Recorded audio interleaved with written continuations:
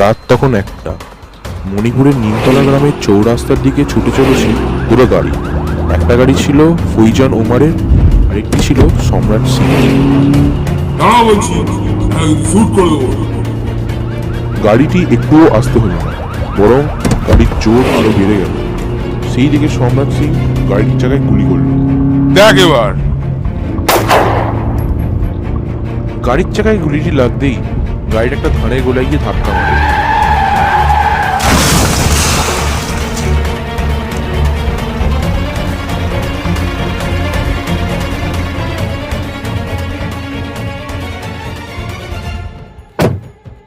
কি হলো শুধু শুধু পালিয়ে গিয়ে? সেই তো ধরা পড়েই গেলে। তখন গাড়ি থেকে একটা গলার আওয়াজ ভেসে এলো।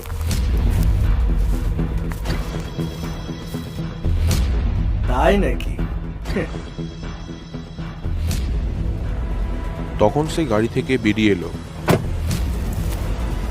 আপনার নসিবটা খারাপ আছে সম্রাট বাবু।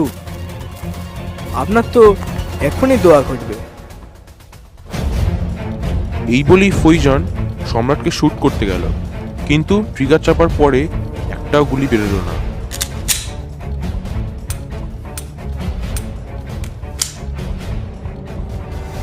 কি তো আর হলো না? তখন সম্রাট সিং রাইফেল তুলে ফৈজান ওমারকে শুট করল।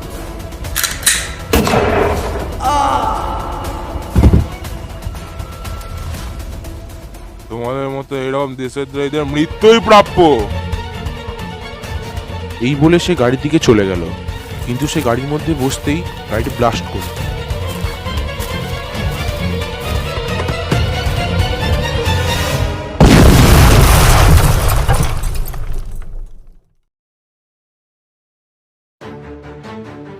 কিছু রহস্য, কিছু মজা এবং কিছু রোমাঞ্চকর গল্প দিয়ে ভরা আমাদের এই বিশেষ নিবেদন গল্পের মহড়া। আজ গল্পে রয়েছে কিছু সন্ত্রাসবাদীদের গভীর ষড়যন্ত্রের কথা, যাদের প্রকোপে পড়তে হয়েছে কখনো অনেস্ট পুলিশ অফিসারকে, এমনকি সাধারণ মানুষকে। আজ আপনারা শুনতে চলেছেন গল্পের মহড়া আয়োজিত এক দেশদ্রোহিতার গল্প, কলিযুগ।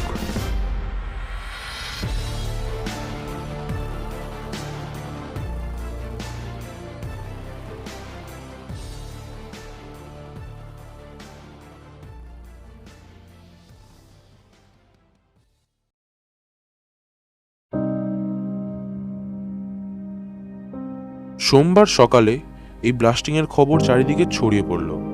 ইতিমধ্যেই ডেড বডিকে পোস্টমর্টমে পাঠানো হয়েছে। সকাল 10টার মধ্যেই নিউজের লোক আর পুলিশের লোকে জায়গাটা ভরে গেল। এর কিছুক্ষণ পরেই এলেন নিমতলা থানার বড়বাবু শ্রী প্রবীর ঘোষ।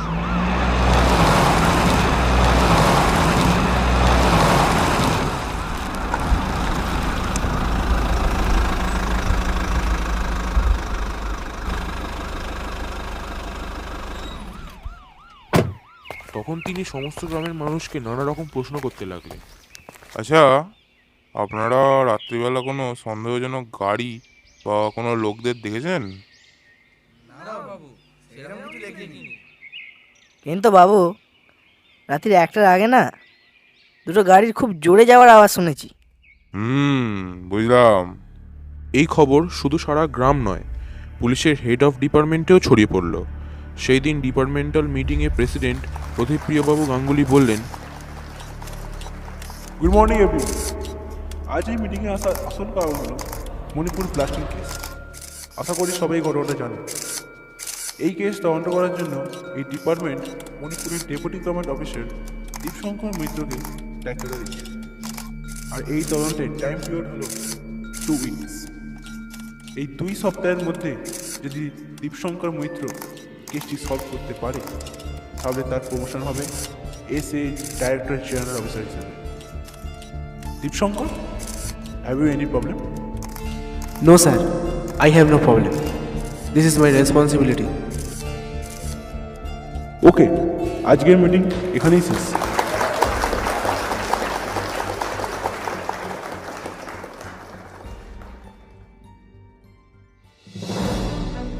পরের দিন সকালবেলায় এসে উপস্থিত হলেন deputy command officer sir Dipshankar Maitra.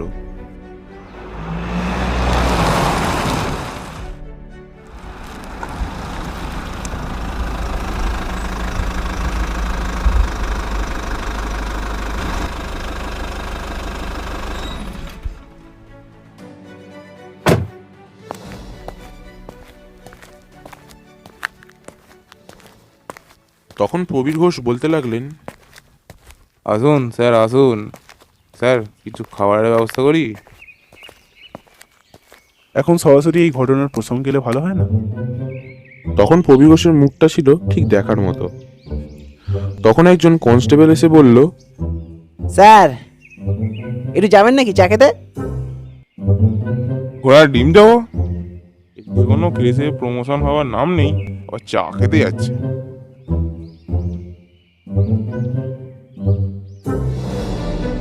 আচ্ছা, এই অ্যাক্সিডেন্টের সব ডিটেলস আমার এখনই চাই।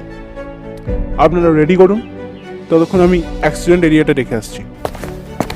তিনি এই বলে বেরিয়ে গেলেন।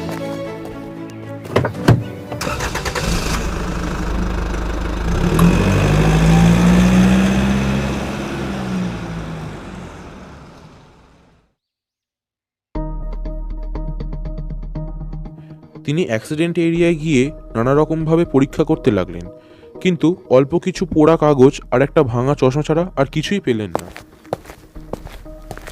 ওকে, এই কদিন এই জায়গাটাকে সিল করে রাখবে, যতক্ষণ না ঠিকঠাক ক্লু পাওয়া যাচ্ছে। সবাই চলো।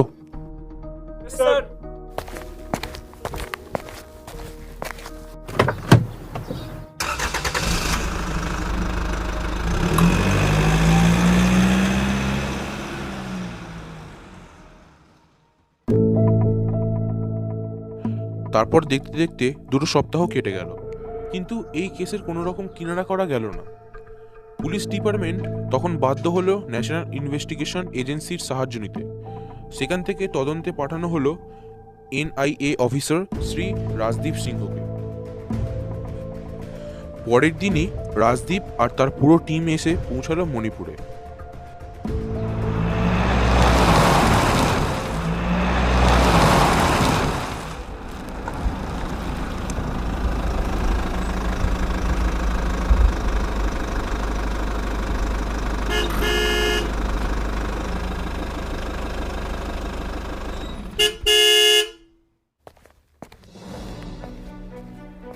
Welcome sir.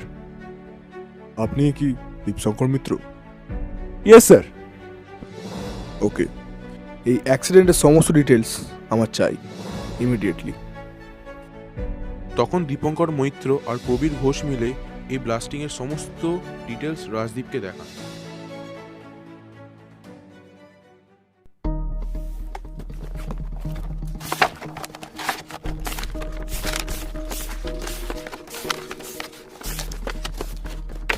স্যার, এর থেকে বেশি আমরা আর কিছু ক্লু বের করতে পারিনি। রাজদীপ তখন সব পুড়ে যাওয়া পেপারগুলোকে নিয়ে ভালো করে দেখতে লাগলো।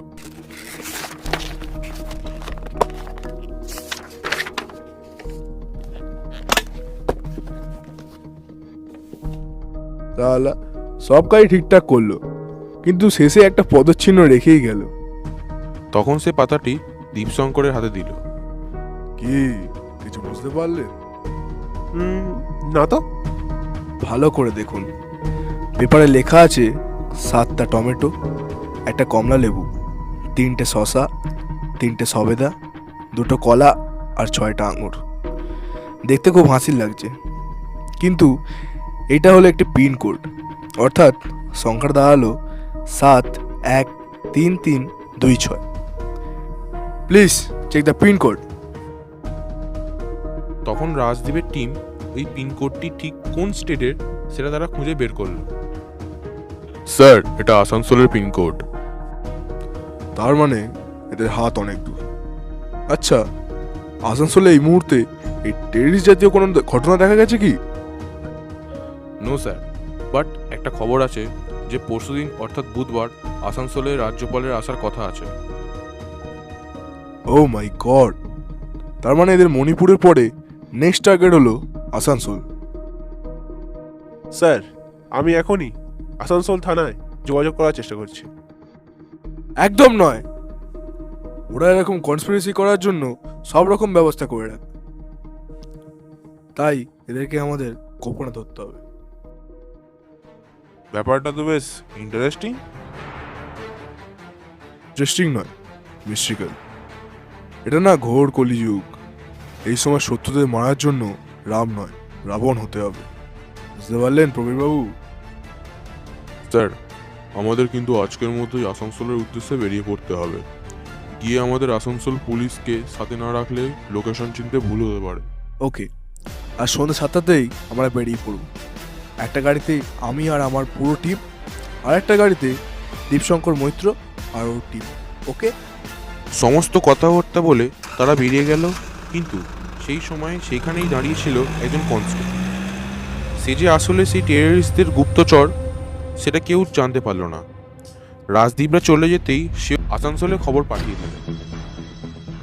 সর্দার, আজ সন্ধ্যেতেই এরা এখান থেকে বেরোবে। ওকে? ওকে। সন্ধ্যে 7টার সময় তারা আসানসোলের উদ্দেশ্যে রওনা দিল।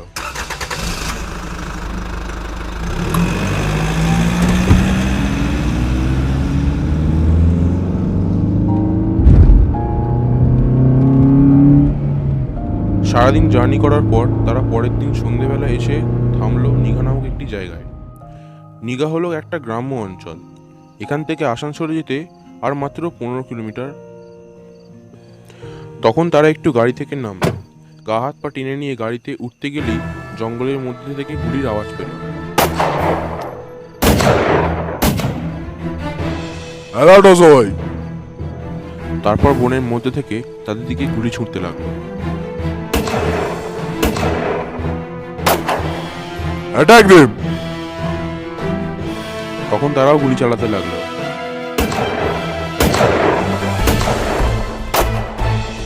তখন রাজদীপ একটা বোমের টোটা দাঁত দিয়ে ছিঁড়ে বনের দিকে ছুড়ে দেয়। দেখ এবার কেমন লাগে।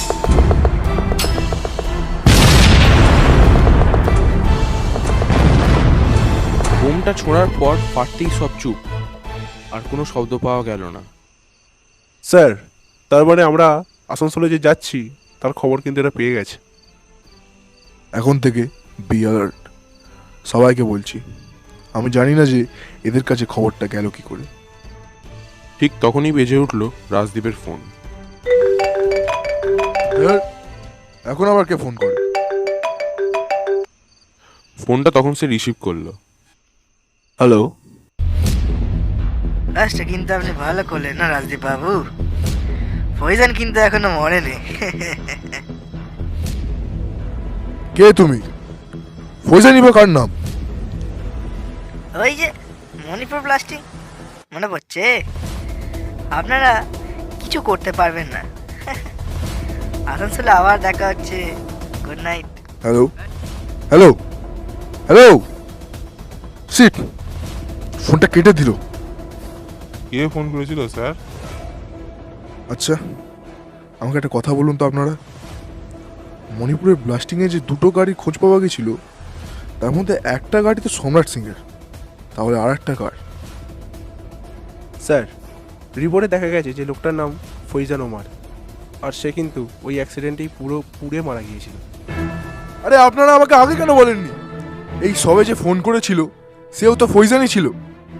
স্যার, রিপোর্টটাও তো এই সন্ধ্যেবেলাতেই এসেছে। তার মানে এটা হলো একটা বড় সড়ো র্যাকেট। কারণ আপনি বলছেন ফৈজান উমার অ্যাক্সিডেন্টে মারা গেছে, তাহলে এই ফৈজানটা কে? শয়তানটা আমাকে ডাইরেক্ট থ্রেট করছে। আমরা তো ওকে ছাড়বো না। ওকে, সবাই গাড়িতে উঠে পড়ো। কালকেই হবে এর জবনিকা পতন। এই বলে তারা চলে গেল।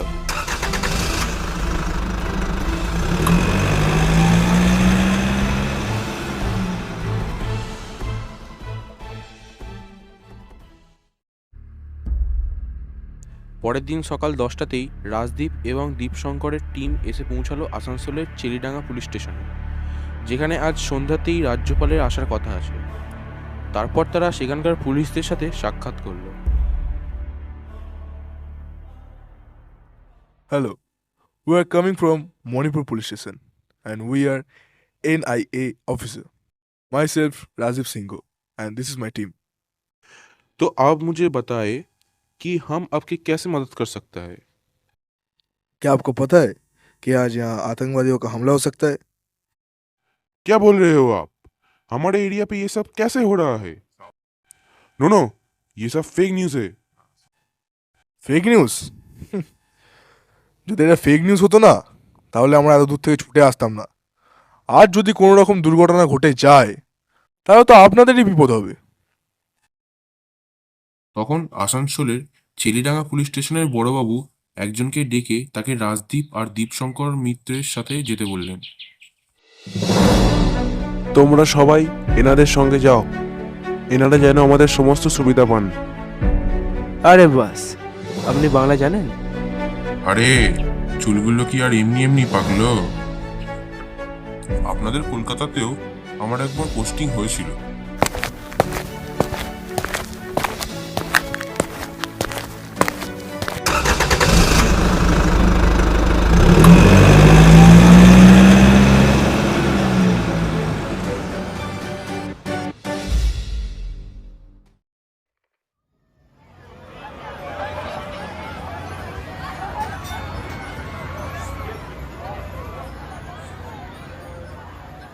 তারপর তারা সেই জায়গায় গিয়ে উপস্থিত হল যেখানে আজ রাজ্যপাল আসার কথা আছে।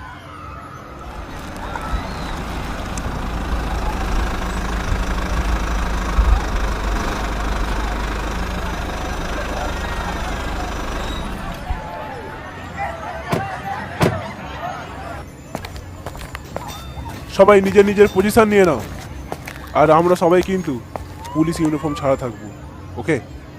একদম। আর ভিড়ের মধ্যে সবাই সবার দিকে নজর রাখবে, একটা মুহূর্ত হাতছাড়া করতে দেওয়া যাবে না। Hurry up. তখন ঘড়িতে বাজে 5:30, প্রায় সন্ধে। এর কিছুক্ষণ পরেই রাজ্যপাল এসে উপস্থিত হলেন।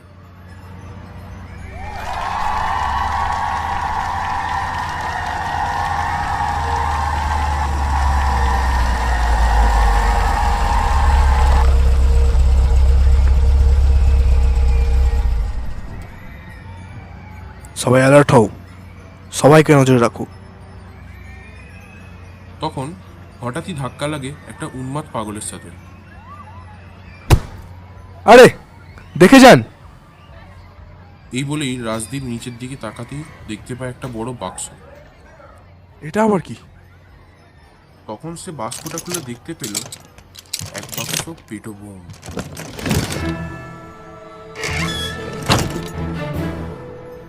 মানে ওই পাগলটাই? তখন সবাইকে জানালো যে কোনো পাগলকে দেখতে পেলেই সে তাকে যেন তখনই ইনফর্ম করে। টেররিস্টরা অলরেডি ঢুকে পড়েছে। ও মাই গড, সবাই নজর রাখো চারিদিকে। সবাই আস্তে আস্তে ভিড়ের মধ্যে ঢুকে পড়ল, ফলে তাদের সবাইয়ের প্রতি আর নজর রাখতে পারল না। Hello hello, please listen to me. তখনই রাজ্যপালের স্টেজের দিকে একটা বোমা এসে পড়ল। পরে সমস্ত দর্শকরা যে যেদিকে পারলো পালিয়ে গেল। মেলা খালি হতেই সবাই দেখতে পেল রাজ্যপালের মাথায় বন্দুক ধরে দাঁড়িয়ে আছে সেই পাগলটি, কিন্তু সে একটা পাগল নয়। Hands up, I repeat, hands up. বন্দুকটা নামাও। তখন সে বলতে লাগলো, কি রাজদীপ বাবু, বলেছিলাম না আমার দেখা হবেই। এই ফয়জান আব্দুল্লাহ কখনো ঝুট বলে না। কেন ফালতু চেষ্টা করছেন? ফিরে যান, আর এক পায়ে গেলেই। তখন প্রবীরবাবু ফৈজানের মাথা লক্ষ্য করে একটা ইট ছোড়ে।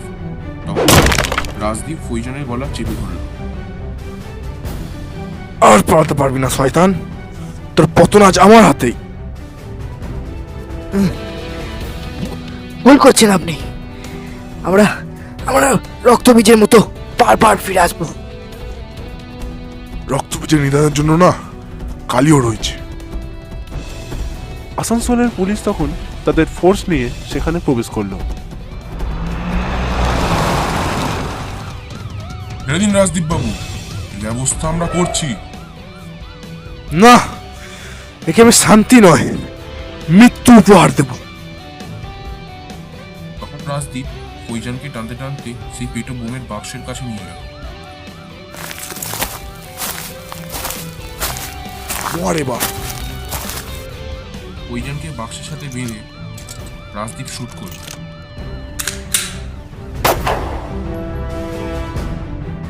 এই সমস্ত সন্ত্রাসবাদীদের কখনোই ছেড়ে দেওয়া উচিত নয়। এদের শেষ করলেই সমাপ্ত হবে এই কলিযুগ।